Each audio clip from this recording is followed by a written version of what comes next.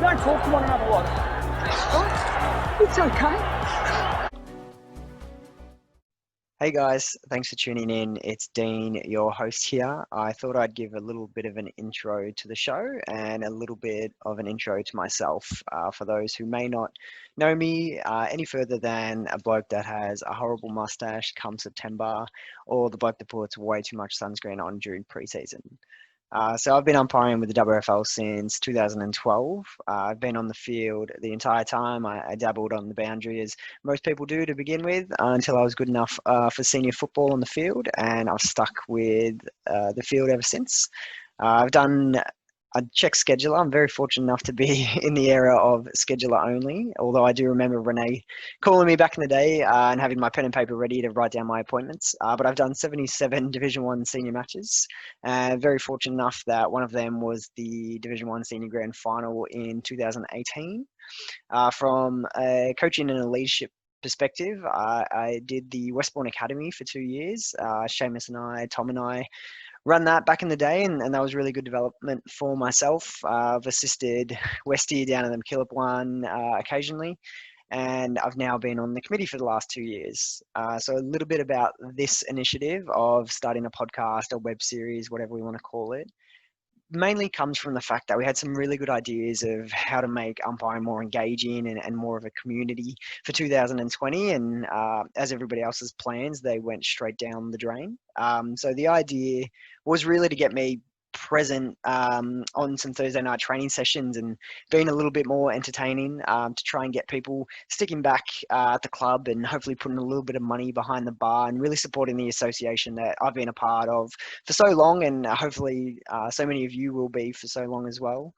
So the podcast is a little bit of a ISO project for me. I definitely enjoy engaging with people, and it's something that I've truly missed being in isolation. I am a diehard basketballer, a diehard umpire, and so losing them for the last 6 months has definitely taken its toll. So this was one way I felt that I could really connect with the people that I haven't spoken to for probably 6 to 8 months, and really to get to know everybody beyond that kind of superficial chat we have on the training track, where you talk about the games you had on the weekend and you might complain about a certain players or a couple of the decisions you weren't too sure about. But I really love those conversations you get with people when you kind of persist through that awkward 5 minutes at the start of a conversation, and you can really get into some good conversations with people, and that's definitely the aim of this show. So really looking forward to having everybody listening. Really grateful for a couple of the guests that I've already teed up and will eventually have. Obviously noting that this is definitely a little side project, and I'm not here with the best technology in the world. So thankful for Zoom, which is about the 2020 advocate, to be recording the shows, and then really finding my way with the audio and getting them onto podcasts so people can potentially listen when running. But yeah, the goal is to definitely invest in some better equipment. This is something that I've put a little bit of money aside for to really improve and really have a great product for you guys. So we'll go ahead with the episode now. Thanks again, and I really hope it's something that everybody enjoys and somebody persists with for years to come. So thank you very much. Welcome to One in the Chamber-lain podcast, an opportunity to get to know your umpires a little better. See you on the track. Welcome to the One in the Chamber-lain podcast. Ada, my very first guest. It is an absolute pleasure to have you. How are you going? A very, very proud moment, Dean. I'm looking forward to this. Big things I hear are happening with this podcast, and you'll have 3 listeners in no time. Yep. Very, very excited. I had a lot of people get back to me already. The beauty of starting an unknown podcast with no listeners. So I'll get into why I've got you as my very first guest. I'm very, very honoured to have you. I think it's good to start with our relationship and how we know each other. So my first memory of you is down at Old Scoville Reserve, and this was in 2015, which you generously reminded me. You were performing a fitness test on a Thursday night before the Division 1 Seniors Grand Final because you're a little bit iffy on that one. Do you want to tell me a little bit about that? Yeah, I think I performed a fitness test every night of that week on the Tuesday and Thursday at Scoville, and then unofficially On the Sunday morning, I did a run as well after the prelim final. The Monday night, Wednesday night, and even on the Friday night, I was down at Glenorden doing baseball runs. Home plate to first base. Beautiful. Within a certain time, and if I didn't meet that time, then I was out the next day. And ended up getting through the game okay, I hear. Luckily, got up enough for it, got through the game, and Scotty, I think I outran you that day. Very good. The other part I really strongly remember with you is obviously hosting the Not an Umpire's Arsehole Awards. So very, very fortunate enough to have run it with you last year, which was really good. But the year before, there were some controversial comments raised by you that you potentially didn't even realise were controversial. But yeah, I think you've been an excellent host for a number of years, and you've been a really great presenter, and that's really why I wanted to get you on the podcast first and foremost. So how about we get going, and I'll start with your achievements, because there's quite a list of them, so I've had to write them down. So you started umpiring in the 1990s, and you started on the boundary. I won't exactly say which year in the 1990s, but I'll leave that up to the viewers. So you umpired your first Division 1 senior game on the field at just the age of 16. You did a year in the VFL down at back at 2002. You are a life member of the WFL as of 2003, and you were inducted into the Hall of Fame in 2014, and you're also a current vice president, and you've done 12 Division 1 senior grand finals. How does that sound? I'm glad you counted the whole. Glad you counted the whole of the last one, Dean. Thanks for that. Well, look, it's my job as host to build you up, and then if you want to dive any further, you're more than welcome to. But I've copped a lot of curry over the last 12 months about it being only 11 3/4. Yep. But, I'll take the 12, mate. Mate, your name's on the what do you call it? The match report. So it's 12 in my book. So when I do say 12 Division 1 senior grand finals, that includes 4 times back to back. What does that mean to you to hear that you've officiated the highest level 12 times in the WFL? Pretty proud to get to that level. I had my stint in at the VFL, and then there was various reasons why I came back to local level. But really enjoy running at local level and the social atmosphere around, and how everybody gets behind each other.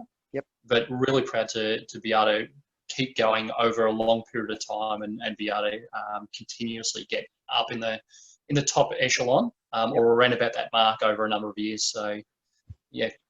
4 times back to back. This is back when it was also 2 umpire systems. So how many 2 umpire system grand finals did you do, and how many 3 umpire systems? If that's off the top of your head. Good question. I'm not 100%. Probably half. So I'd say the first 6 would have been 2 umpire, and the last 6 have been 3. Yep. At a guess. Something that really shocks me coming in. I've only experienced the 3 umpire system, only really doing Division 1 senior football since about 2014. So to go back and think about you guys doing 2 umpire systems with the pace of the game and the strength of the game, I'm sure you would have had some pretty sore bodies finishing up on a Saturday afternoon and earning many well-deserved beers on a Saturday night. Yeah, just think about the guys that did it before my time as well, that were in the 1 umpire. Yeah. Probably paying free kicks just to bring the play back towards them. Many more controversial calls back then, I can assume. So 4 times back to back, but never a three-peat. What do you put it down to that you couldn't get it done 3 years in a row? Not sure what it is, to be honest, but I've been saying for a long time, and maybe this is the reason why, but I've been saying for quite a few years that as soon as I do 3 in a row, then I'll retire. So maybe it's just in the back of my mind that, you know what, I don't want to chuck it in yet. So every 3rd year, I'm happy to pass it on to somebody else. Could have been a coach's call as well, mate. You're a fantastic guy to have on the track. So maybe they didn't want to lose you. Maybe you shouldn't have said that one out loud. Yeah, possibly. Beautiful. Enough about grand finals, though. I think a good point of this show would be to get back to where it started, back to your experience umpiring. So do you mind running through a bit about how you got started, and then just maybe your experience to date? Sure. I guess the easiest way to start this off is I wasn't much of a footballer. As most of us are not. Very lucky to get a kick in a stampede. Yep. But I will remind, and I trot this one out, pretty regularly, but Yeah. kicked 7 goals in one game. Beautiful. Mind you, the opposition didn't score, and as a team, we kicked 13. So, Yep. but Kicked yeah, 13 as a team, and how old were you? it was. I was hoping you wouldn't ask that one. Under 12. Under 12s. All right, beautiful. Still counts. 7 in a game still counts. So 7 goals as full forward. The forward pocket next to me kicked the other 6. So pretty dominant forward line. Very good. And a Macca's MVP realistically, at the end of the game, I assume? no, I don't think they had them back then. Okay. I don't know whether McDonald's existed when I was playing under 12s footy. But yeah, look, to be honest, I wasn't much of a footballer. The 1 year social game that we have now, I'm quite happy to be on the coaching sidelines rather than playing, because I'm not much good. My dad, as most people know, has been umpiring for a long, long time, since he was about 17, I think. Yep. So it was kind of an easy way to get into umpiring and have some involvement in footy. A way to keep fit or get fit for a start. And as a kid, also to earn a little bit of pocket money. I now realise it's taken me a number of years, but that pocket money is probably not really worth it. But it's more the friendships and the social side that I enjoy. So I've loved the time that I've had in the game so far. Yeah, so nearly 30 years now, and your first Division 1 senior game at the age of 16. Do you have many memories of that? What it was like being a young guy? And I assume that the football was a lot more physical back then, and probably a lot more intimidating than we get now. There's probably a lot more respect for the umpires and the officials nowadays. So can you talk about that a little bit? Absolutely, 100% agree with you there. In some respects, stepping up into Division 1 or even just into senior football, it was kind of almost like a sink or swim type of thing. In Division 1 football, it's always been reasonably disciplined, but certainly more disciplined these days. The lower levels of senior footy, the discipline really did drop off, and it was all about whether you could control the games. But my first ever game was a Division 1 game, was with our current coach, Mark Westgarth. I can't remember who they played, but it was at Sunshine. And I just recall at quarter time, it was a pretty warm day. At quarter time, I stood there sweating profusely, going, what am I doing? To step up from Division 2 to Division 1 footy, just in the pace and what I was expected to do, the pace was a real pickup. So I recall that moment. Perfect man to run with, though, having Westy. So I'm sure he gave you plenty of tips and feedback, which has definitely made you the umpire you are today. Yeah, it didn't give me too many negatives or things to work on. It was all about positives and pats on the back. Good to know that he's been consistent for the last 20 odd years. So really good.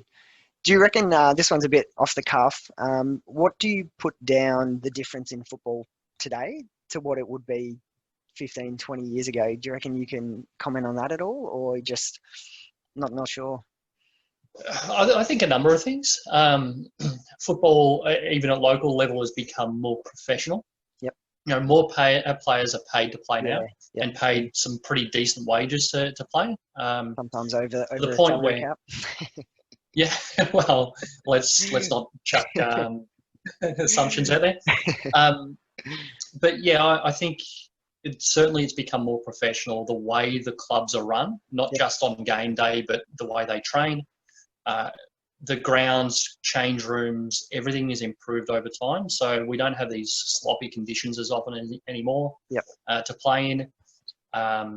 Players are a little bit more focused. And I think it seems to be that they turn over players a little bit more regularly. And what I mean by that, what I mean by that is you don't have as many 35, 36-year-olds getting around in a Division 1 club anymore. Back when I first started, there was a lot of them. And there was a lot of kids as well. But there was that real big mix. Now, once you hit 30, most clubs are kind of trying to bring through and develop the next kids. Yeah, it probably speaks a bit to the lack of physicality and a bit more pace in the game, that when you do kind of reach that more senior age, that it's a lot harder to keep up.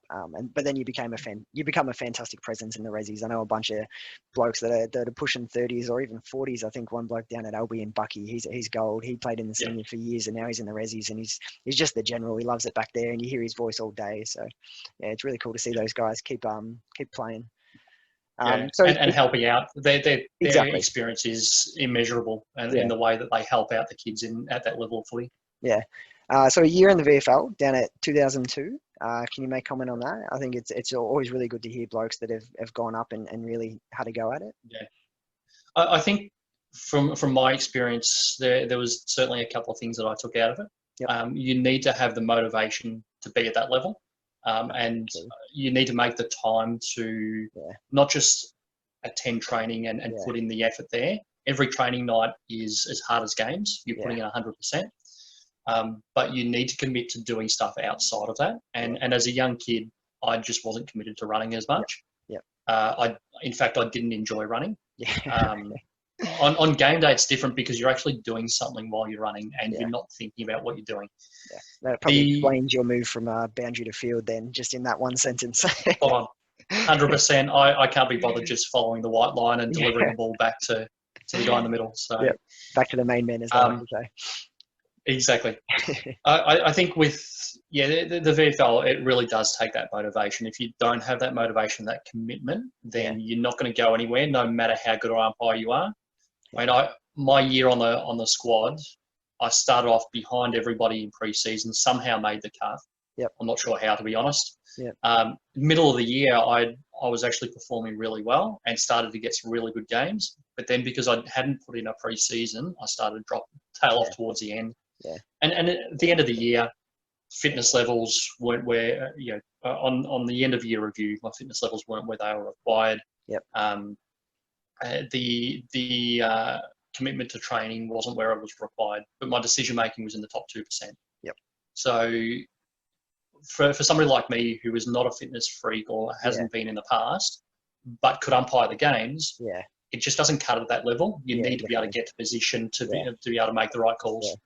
Well, as you said, we can all get to a certain level where everybody's proficient in the job, and it's those guys that do the extra cross-training sessions, the recovery sessions, all the little extra things that make a difference at the back end of the year, especially. So I look at somebody like Greg Dennison in this respect, and we look at him now and very good that we got a shout out for Greg Dennison in our first episode. I'm very happy about that. I wasn't sure. Got to bring him out there. Continue. But we see him now and the amount of effort that he puts in and how hard he works. I've said all along since he first started, he's the hardest worker I've ever seen. If I would go back to when he first joined umpiring, he couldn't run. He had this weird style. He was behind everybody else. He had to put in the hard yards to get to where he did. And he umpired, multiple VFL senior games and coached at VFL level, which was purely because of the commitment and hard work that he put in. He's not a natural athlete. He works at it. Interesting to hear you say that. I definitely never would have suspected that Deno wasn't a natural runner from the age of 3 years old. But he's been the benchmark for years. Like, not to touch on Greg for too long, but I can personally say the effect that he had on me, being the best guy in the league and pushing me to be better and to train harder. Our list as a whole is so much better for it, for having guys like him and guys like yourself. Exactly that.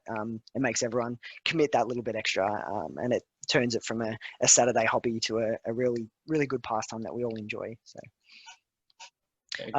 So you've also been on the committee for a while, so you're now the vice president. How many years have you been on the committee for? I had a bit of a break in between, but I've probably been on the committee for close to 20 years now. I started quite young, just as a floor member. Had a go at social secretary, vice president. So I've done a few different roles on the committee, just trying to give back and help out. Exactly. Yeah, I think that's the key word. I think everybody that ends up making it to the committee has a really good personal connection with the umpiring group and the community, and it's all about just giving it back. And if you can inspire one person from the next generation to do the same as you did, the club's all the better for it. So appreciate you bringing that up. So if I can take it back to being a 16-year-old bloke and being in senior football, and you've mentioned that it's a real sink or swim league, something that sometimes comes along with that is sledges. So I'm sure that you've received quite a few in your time, and I'm sure you've dished out quite a few as well. Is there any specific ones that come to mind that you really were happy with yourself, or that you really had a good laugh when someone gave it to you? I actually can't recall too many that stand out that have come in my direction. Yep. It is hard. There's probably been so many of them that they all stand out. I know last year Timmy Quick gave me a quick one where, and it was just something quite simple. It wasn't overly funny, but it was Timmy Quick fashion. Ada, I love you as an umpire, but that's the worst decision I've seen. And so a quick one like that. But I try not to give it out too much these days. I used to in my younger days. I learned very quickly you've got to pick your targets on who you actually sledge back, because some players just blow up and others will accept it, have a laugh and move on. So I did give one out to a Spotswood guy one day that his teammates and the opposition had a good laugh, but he wasn't too happy about. Yeah. Can you name it now? I can't remember the player, but he'd been giving it to me all day. Paid a free kick against him for a ruck contest infringement, right in front of the club rooms, in front of the Spotswood supporters. Yeah. And he gave it to me again. And without thinking, I went back to him and I said, mate, I gave up playing footy because I was no good. We train Mondays and Wednesdays. Start at 5:45. Come down. His teammates loved it. The opposition loved it. He was not happy with it at all, though. Nothing better when you get it in front of the club rooms as well, and everybody can hear. Always make sure the coach isn't around, though. That's one thing I've learned in my senior footy. I think I was more likely to dish them out back in Division 2 seniors and lower days, but when you get to Division 1 footy, it's definitely best to avoid those comments, I think. But and certainly if you want to go on to the next level, definitely don't dish it out. I remember Dimmer one day at Spotswood. Coaches were there to watch us in the first half. Coach took off, and Butch, I think we all know Butch at Spotswood, biggest booming voice going around the ground. Yep. He yells out to Dimmer, "Coach has gone home now, you can relax." Dimmer actually gave him a wave, not realising there was a VFL coach there watching us for the following year. So pretty close to sledges. Worst decision you've ever paid. I'm sure we've all got one of them as well. Can you touch on that? Yeah, definitely. At St Albans, it was late in the game, and it wasn't a free kick. It was actually a non-call. Good that you preface with that. Ball was kicked from about 30 metres out, and at the time I didn't know this, but it was almost smothered. It was that heavily touched. Yep. So from 30 metres out from goal, it's gone straight through the middle of the goals. Yep. Kind of wobbled through. Yep. Goal umpire's got no idea. Yep. I've given the all clear for a goal. Yep. After the game, I'm told by the coaches, both coaches, the opposition coach, who had one who had lost by a couple of goals and one who had won the game. Yeah. Both of them said, "Can't believe you paid that." The ball was almost smothered, and it was picked up by the umpire's coach as well. Yeah. Big cross, big and red cross. It was the report. With 5 minutes to go in the game, it could have been a momentum turner. Yeah, cheers. Appreciate you definitely sharing that. So I want to touch a little bit on AFL now. So a very controversial call in the last couple of years, and I'm sorry to bring it up on a multimedia, the Collingwood West Coast Grand Final back in 2018. So I think we were up at Gold Coast. We were watching the game on the big screen. No audio, unfortunately, but Liam Ryan with the ball coming inside 50. Has he blocked? It was Maynard? I think it was Maynard from Collingwood. Maynard. So obviously, who kicked the goal from West Coast? Shows I'm not a Collingwood supporter. Dom Sheed. Dom Sheed. So Dom Sheed's taken the mark. Has Liam Ryan blocked for him? Firstly, thanks for bringing it up, and then extending the story out to make sure that we stick on the top I needed for even longer. To really get the nail into the heart there. I didn't want to just tap it in. I wanted to really hammer it in. And pretending that you didn't even know who it was that kicked it. Thank you. Unfortunately, no, it wasn't a block. There was no block there. There was no block down the other end. Yep. We dropped the game, and I think the turning point actually was in the last couple of minutes of the first quarter. West Coast kicked a goal that came off the shin they knew nothing about, and it was their first goal anyway of the game.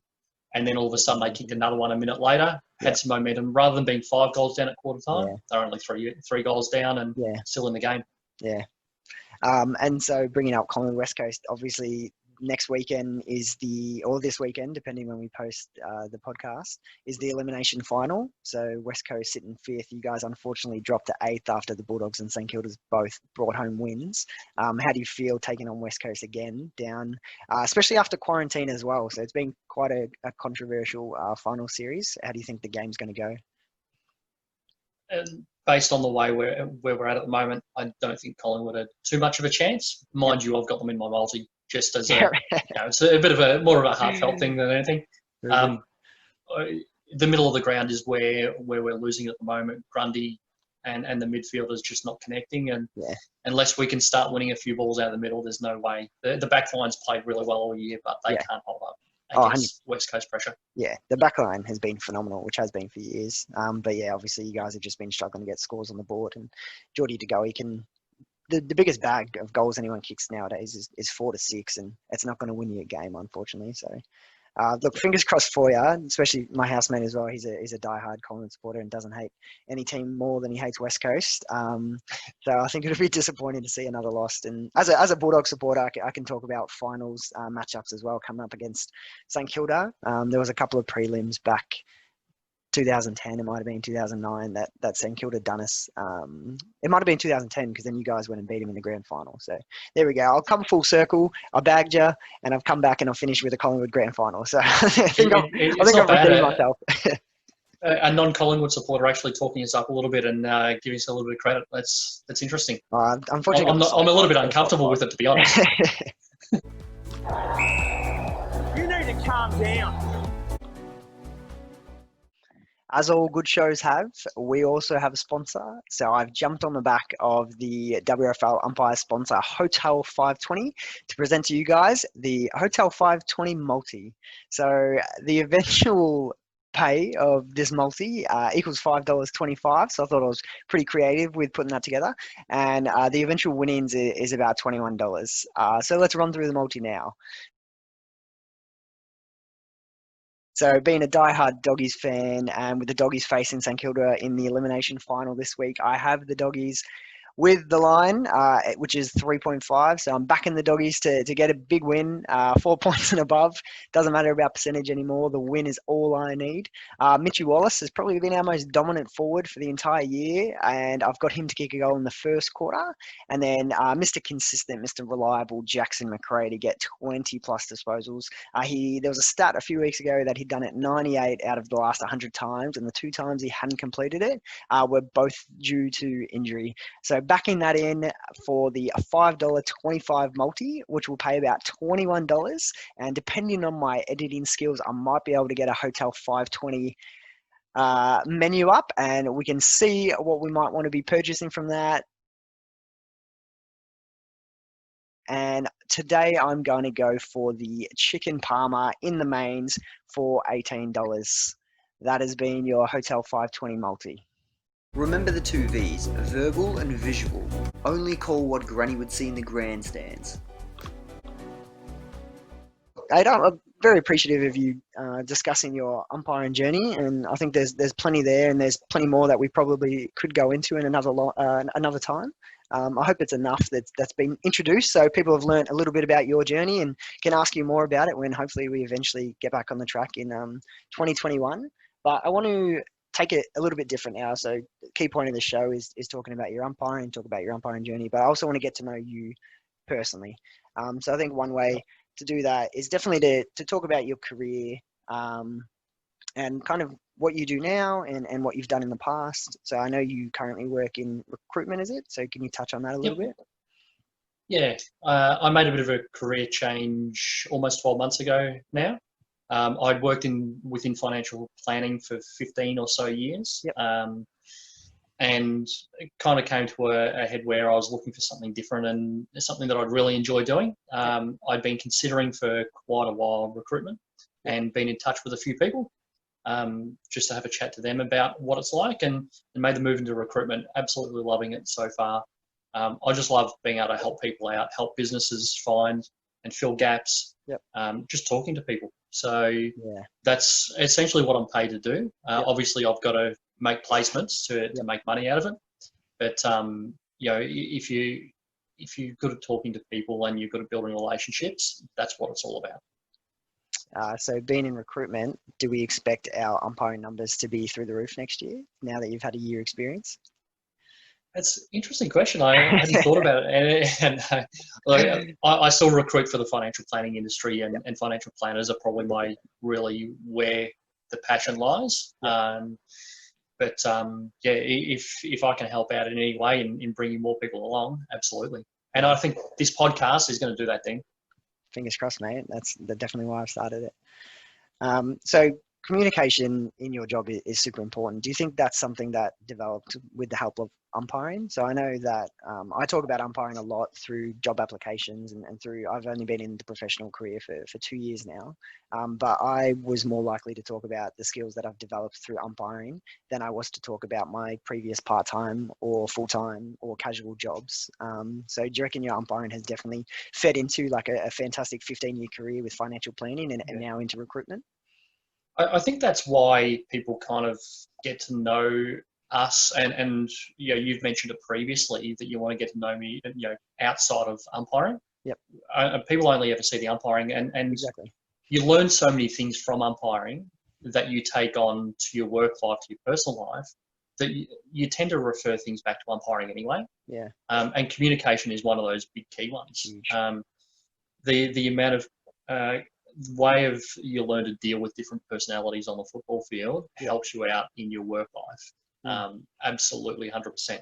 The ability to make quick decisions and snap decisions, whether you're right or wrong, helps you out in a leadership sense in your work life. There's so many learnings that you can get from umpiring, and that's why I do talk about it a lot. I talk about footy a lot. Yeah, absolutely. Critical thinking, conflict resolution, communication are three soft skills that are just so huge in the industry at the moment, and everybody requires them. And umpiring really does develop all three of them in a fun, engaging, and cost-effective way, getting a bit of pocket money. So yeah, definitely huge for the career. So outside of your umpiring, you've obviously got a beautiful family. So you got a wife and 2 kids. Do you want to maybe talk about them for a little bit? Yeah. So 2 kids, 12 and 10 now, Kayla and Jordan. Just about to get into the troublesome teenage years, mate. So you're in for it. The ages when homeschooling in this current pandemic is difficult. All they want to do is play games on their iPads and phones. So, which makes it difficult because that's all you want to do as well. Spot on. It's a little bit of jealousy there. Yeah. It is difficult to keep them focused during homeschooling, and there's days where, even on weekends, where they'll sit in their bedrooms all day, and you've got to encourage them to get outside and do some things. So we try to do some things as a family. Nice. We've got a dog as well. Unfortunately, lost one last week. Who was almost 15. Yep. Got a cat, a rabbit, 6 fish. So we've they were Jordan's fish from Christmas a couple of years ago, and I don't think still going once. Okay, well you've done well then. We lost one and replaced it. So I think I tend to feed the fish. I tend to. The kids now help out a little bit more in the caring, feeding of the pets. A bit older, a bit more. And helping out. Yeah, exactly. And they love the cat that's the most recent induction to the house. So nice. Yeah, animals are huge. I've got a fish story myself. I had a neighbour. They moved to America for a year, and so the older boy who was mates with me, younger sister mates with my sister, they had a fighting fish each. So we were tasked to look after him. My sister killed her friend's fish within the first month. And I reckon I lasted 11 and a half months, and the fish died about 2 weeks before he returned from America. Oh, no. And I was absolutely spewing. So I reckon I would have been probably similar age, 12, 10. And I did so many hard yards for 12 months, and died 2 weeks before he got home. He was absolutely spewing. So fish are a funny pet to have indeed. You know that you're not supposed to pour the beers into the fish tank. I was 12 years old, mate. The beers weren't going in. They weren't going in my mouth, so they had to go somewhere else. I think family's fantastic. Pets are fantastic. I know you also love your sport. So you're probably Yep. pretty blessed at the moment with the teams that you support. So I know you're a Liverpool fan in the EPL, you're a Celtics fan, and I haven't checked the score for the last 20 minutes because I know Game 5 of the Eastern Conference Finals is going on right now, but you are down 3-1 to Miami, and a Collingwood supporter in the... And down in Game 5. Oh, you are down? Yeah, down 12 points at the moment. I just moved a piece of paper aside Nice, on my yeah, just laptop to to check. check it, and I'll cover it Priorities, back mate. up. No, I understand. If my boys were any close to the Eastern Conference Finals, I'll be watching it as well. So, but Liverpool EPL champions, you obviously would have been pretty happy with that. Yeah, absolutely. 30 years of 30 years it seeing was. no success in the league anyway. Yep. Plenty of success in Champions League, Yep. FA Cup, and all types of competitions, and particularly the last couple of years. But Yep. In the league, no success, and been so close. 2014, and there were other years that were really, really close to winning it. So Yep. it was good to have it wrapped up almost prior to the lockdown in the UK. Yeah, of course. Have you made it to, is it Anfield, the home ground? Have you been there before? Unfortunately not. Haven't been there yet. Definitely on my bucket list. I haven't been to Europe at all, so it's on my bucket list of things to do. Well, I suppose as a family, as a family, we actually started to get involved in Western United last year. Nice. The new club into the A-League. So, Kylie's idea to go along to a game, which I was a little bit skeptical about, didn't think she'd enjoy it. Nice. Always hated soccer. Yep. But she really enjoyed it. The kids enjoyed it. We signed up for memberships. Nice. We try to centre our weekends around the games. Yep. So, looking forward to the new stadium being built close by and where we can get there rather than having to drive down to Geelong or Ballarat. Yeah. No, I think it's brilliant. I've seen heaps of people being in the western suburbs get around Western United because exactly what you just said, the expected stadium in Tarneet's just down the road. It'd almost be silly not to support them. So I think it'll be great. But they've also created this real family culture. Yep. You actually feel really included. So, loving it so far. Yeah, beautiful. And back to what I was going to say before, Europe definitely isn't the destination for a football umpire. Obviously, the best times to get across to Europe are the middle of the year when it's our winter, it's their summer. Yeah. But, we've all got aspirations of grand finals. And even the years where you say you don't want to do a grand final and you might take a couple of weeks off, as soon as it gets to September and you're watching everybody else train hard and be in the running for those big games, I think you definitely you rue the opportunity a little bit, and the next year you come back better for it. So, mate, hopefully you get there one year. I know I've been to an NBA game, love the NBA myself, and wasn't even for my team. I went to a New York versus Orlando Magic game. So if you know your NBA, they haven't been at the Garden experienced lately, but it was at the Garden. So geez, that was a brilliant experience, and I can't wait to get back there and hopefully see a Philadelphia game if Ben Simmons is still on them. I'm definitely just going to be a Ben Simmons bandwagon. Who's going to be trading him or Embiid? Well, the rumors say on the trade block? Embiid, but I think they'll stick with him for a couple more years. I think it's silly to trade either of them before you try out a new coach first. So fingers crossed this year's a little bit better. And the rumor is Mike D'Antoni, and we know that he loves shooting his threes. So maybe Simmons might develop a little bit of a left-handed jump shot. We'll see. See how that works with his D'Antoni's run and gun game. With Embiid wanting to post up every it's going to be a bit different. Oh, well, if you can ISO James Harden for 20 seconds of a 24-second shot clock, surely you can post up Embiid every third possession.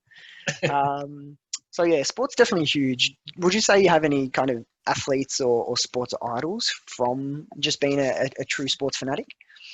Yeah, definitely. Probably the two that stick out for me are Scotty Pendlebury. Nice. Bit of a man crush on Pendles. As do most of us, which is frustrating when not many people enjoy Collingwood. So, and the other one is Stevie Gerrard from Liverpool. Yep. Went so many years captaining the club, boyhood Liverpool boy. Yep. Came through the ranks and had success at so many levels, but just couldn't get over the line for a league triumph, and still has a really close link to Liverpool, although he's coaching Rangers at the moment in Scotland. Oh, there you go. Didn't know that at all. Beautiful. Yeah. So they're probably the two standouts for me. If you want to go to the Celtics, everybody thinks it's Larry Bird or somebody like that. No. Yep. My one was actually Reggie Lewis, which for those that don't know, Reggie Lewis only played 4 or 5 years before, unfortunately, he died of a heart attack on court in pre-season. Far out. He I still think he's the only guy that could guard Michael Jordan, and wow. in fact blocked his shot 4 times in one game. Yep. And he dropped off a heart attack mid-game, so MJ has potentially, not going to start any conspiracy theories, but if no one else could guard him, and maybe there was something there. Yeah, just one of those players that he was coming up through the ranks. He was just entering his prime when it unfortunately ended for him. Yep. And Scott Pendlebury just all class and has been for so many years, and somehow will continue to be. He's just broken the Collingwood Games record. He's broken the Nathan Buckley's captaincy record, and I reckon he's still got 2-3 years in him of really high level football. Because the benefit of being a bloke, that when he picks up the football, that time just slows down around him, because he just seems to never get caught. He'll play many more years, no matter how his pace is. It's incredible. It'll be interesting to see if he does change his role. I know Matty Boyd, who was probably my Western Bulldogs idol growing up. He's, the Facebook passwords of when I was 10 to 15. His change to half back towards the end of his career, and to end up, finishing with a premiership was fantastic for him, and a really great player. Which will eventually happen with Pendles as well. Yep. Yeah. He'll push the half back, give us some quality disposal off the back line. Good use, yeah. Not that you need it at the moment. Your back line's beautiful, so maybe you can start working on the set shots and you can drop into the half forward flank. Yeah. Well, we'll see what we can do with him, but he's got a number of years to go, mate. Yeah, nice. I hope. So another thing that we've been involved with together would be the Beyond Blue Challenge Cup. So for those that don't know, this is the umpires versus firefighters football match that we play the day after the Division 1 Grand Final. So it's normally an excellent weekend. We have the conclusion of the WFL season. We have a fantastic night back at the rooms. And then we wake up early to go play a game of football in support of mental health. So I know that you've been involved in the committee for a number of years. I jumped on last year, which was really fantastic. I'd love to hear a little bit about why you continue to support that, and why we continue as the WFL to support that. Yeah, good question, Dean. And look, the game itself has been running for a number of years. From when I first started umpiring, there used to be a game, umpires versus umpires. Yep. It transitioned into a firefighters game, getting the involvement of the local Wyndham firefighters, Werribee, Hoppers, Wyndham Vale, Trug, wherever we can get players from to form a firefighters team. But a few years ago, Dimmer approached me and he said, look, how about we make this something bigger? And the reason for him wanting to do that was, in the space of, I think it was 12 to 18 months, there was 3 firefighters, volunteer firefighters, or close family members of volunteer firefighters who had taken their own lives. Yep. And he had a real passion for the mental health side of things. We thought, let's actually try to raise some awareness. That was our main aim initially, for mental health. And if we can raise some money at the same time, that would be fantastic. Yep. So we're only a couple of years into it, and we would be playing tomorrow. I think would have been the time we would have been playing the game, and hopefully raising a few $1,000s for Beyond Blue. I will admit, mental health, it wasn't always a passion of mine. I think a number of years ago, I didn't understand it. Yep. Didn't know how to handle. Yep. Didn't know how to handle people that had mental health issues, anxiety, depression. Yeah. I've learnt over time more and more, and I want to continue learning. I think it's a continuous learning journey. Definitely. And something that you're always going to keep on learning about and helping out with. Yep. I try to take a fairly front seat when it comes to work things. Yep. In organising social events. When I was in leadership within financial planning, I had 5 years in leadership, and one of the big things was, just interacting with the team, talking to them, and doing what we can to try and ensure that their mental health is kept in order. Yeah. So it's a definite passion of mine, and I want to keep on building on it. Yeah, no, I definitely like what you said. It's such a continual experience of learning more and researching and understanding, because I very much can say the same as you. It's an absolute cycle, mental health, and through high school and through bullying, that's kind of where it starts, and then getting out into the real world and probably more adult level issues where career progression or family or money becomes really serious issues. I think as soon as I was given the option to jump on board with you guys, and to hear Dimmer speak was particular touching. I remember he did a speech, must have been in 2018, and there was not a dry eye in the entire group. It was very emotional to hear another guy be so vulnerable and be so honest, because we've all had those experiences. We've all had mates that have taken their lives, and it's something that you not necessarily sweep under the rug, but something we probably don't pay enough thought to until it's too late. And so for guys like yourself, guys like Dimmer, to really be on the front foot and really be advocating that is huge, and it's going to pay dividends in years to come. I think we've taken huge steps in umpiring over the years to try and make people feel more inclusive, be more inclusive.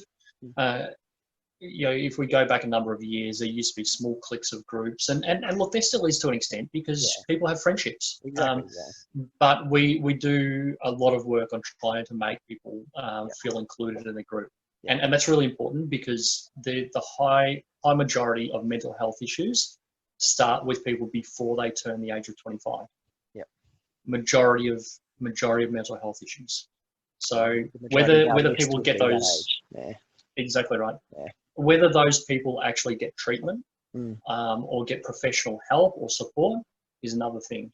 A lot of people don't get the support that they need, and unfortunately, it goes down a pathway that we don't want it to head down. One of my favorite quotes, I think it's a problem shared is a problem halved, and I live by that every single day. Just when I feel myself, and you do feel those weeks where you feel bogged down, and everything starts to kind of start weighing really heavily on you, and just the moment you tell a best friend, you tell a parent, you tell a partner, you tell whoever's there, because it really doesn't matter who you tell. It's absolutely refreshing to kind of have that weight lifted and know that there's someone else there supporting you. So super, super important during these times, particularly in Melbourne. And hopefully we're towards the back end of a pretty heavy lockdown, and we can all get out and about and connect soon. And a huge reason of why I'm doing this podcast, just to help people connect with other people. Great idea. Love it. Beautiful. Ada, I think we have come to the end of the very first episode. I have no more questions on my run sheet. Is there anything else that you felt the need to add? I'm glad you probably didn't touch on a few areas, and I'm not going to bring them up myself. So, no, I really enjoyed the time, Dean, and thanks for having me on as your first guest. I can see big things here, and hopefully expand it out, and wherever you need support as well, I'm happy to help you out. Yeah, very much appreciated. I definitely would love this to be a group thing. I know I've done it for myself because I love talking to people and I love starting a conversation. But for those that might have better skills for editing, better skills for hosting, definitely reach out, because I'd love to make this a two-way conversation with a bunch of people. And I'd love for people to let me know who they want to hear from. So that's key. So maybe if people can drop a comment or drop a message of someone that they might want to hear from. I know there's a few that I already have in mind, but I want to get people from all aspects of umpiring. I want to get people like Ada with, nearing 30 years experience. I want to get somebody in their first year. I want to get someone that quit 3 years ago. I want to get a whole range of umpires. I think it'd be really great to hear from them. So, yeah. Fantastic. Beautiful. Ada, I hope all is well, mate, and I hope to catch up with you soon, mate. Excellent. Look forward to a cold beer with you, mate. Absolutely.